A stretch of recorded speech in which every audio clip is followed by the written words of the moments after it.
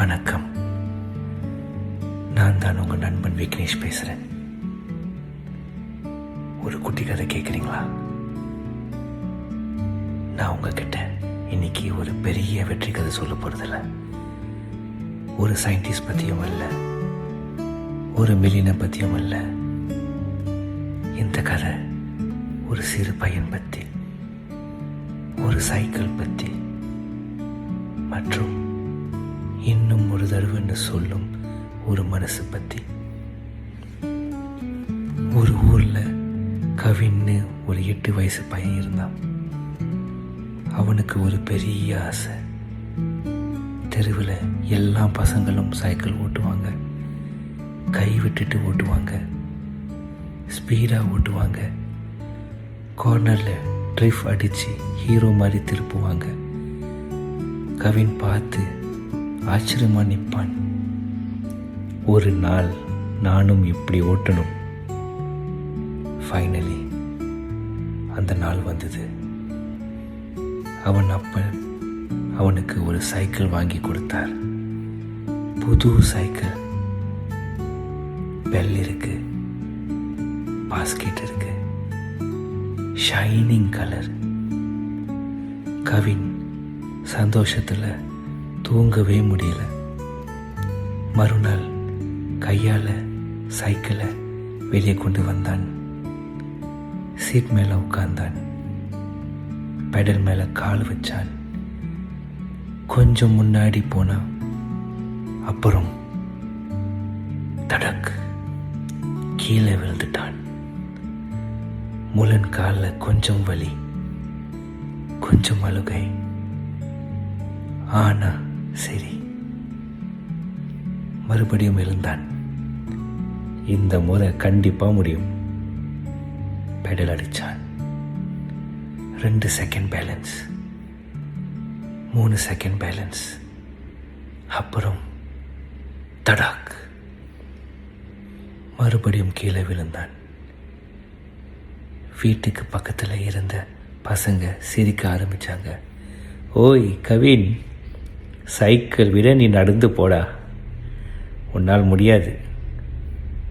அந்த வார்த்தைகள் சைக்கிளில் இருந்த ஸ்க்ராட்ச் விட அதிகமாக மனசு பட்டு போச்சு. கவின் சைக்கிளை நிறுத்தி வீட்டுக்கு ஓடினான். அந்த ராத்திரி சைக்கிளை பார்த்துட்டே உட்கார்ந்துருந்தான். மனசில் ஒரு கேள்வி, எனக்கு தான் முடியலையா? அப்புறம் அவன் அப்பான் வந்தான். சிரிச்சிட்டு கேட்டார், என்னடா யோசிக்கிற? கவின் சொன்னான், அப்பா நான் ரொம்ப ட்ரை பண்ணிட்டேன், என்னால் சைக்கிள் ஓட்ட முடியல. அவன் அப்பா சைக்கிளை காட்டி சொன்னான், கவின், இந்த சைக்கிள் ஓட்ட தெரிஞ்சவங்க எல்லாரும் ஒரு நாள் கீழே விழுந்தவங்க தான். டிஃப்ரென்ஸ் என்ன தெரியுமா? அவங்க ஒரு தடவை அதிகமாக எழுந்தாங்க. அந்த வார்த்தை கவின் மனசுக்குள்ள நிறைய நேரம் ஒளிஞ்சிருந்தது.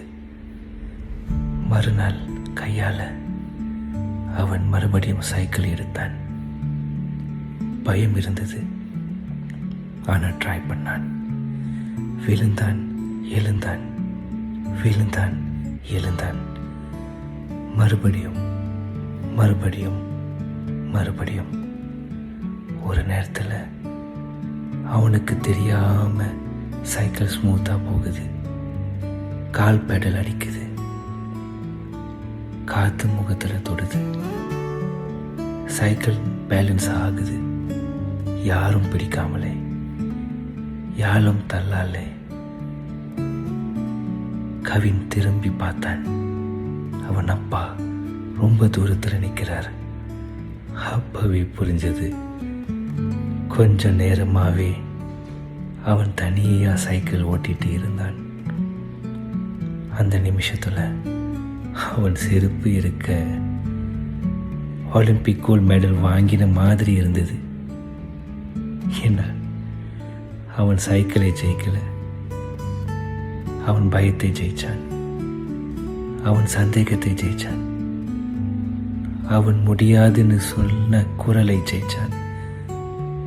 நண்பர்களே, வாழ்க்கையும் ஒரு சைக்கிள் மாதிரி தான். சில நாள் நாம விழுவோம், சில பேர் சிரிப்பாங்க, சில பேர் நம்ம மேலே நம்பிக்கை இழப்பாங்க. சில சமயம் நம்ம கூட நம்ம மேலே நம்பிக்கை இழப்போம். ஆனால் வெற்றி வந்ததும் எப்போ தெரியுமா? விழாமல் இருந்த அப்போ இல்லை, விழுந்த பின்னாடியும் எழுந்த அப்போ. நீங்கள் இன்னைக்கு ஏதாவது ஒரு கனவு போராடிட்டு இருக்கீங்களா?